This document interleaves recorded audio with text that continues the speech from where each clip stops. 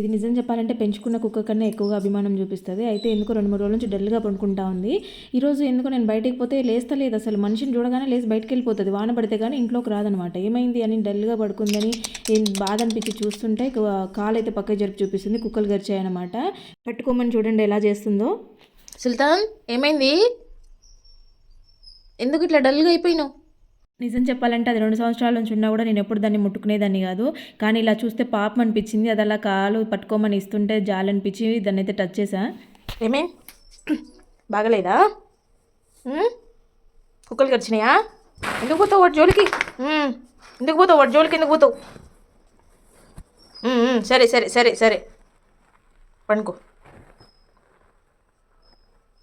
పోవద్దు, ఎవరి జోలికి పోవద్దు, ఎక్కడికి పోవద్దు, ఇక్కడే ఉండాలా. సరేనా? పడుకో. కుక్కలంటే ఇష్టం ఉండే వాళ్ళు తప్పకుండా లైక్ చేయండి. Thank you.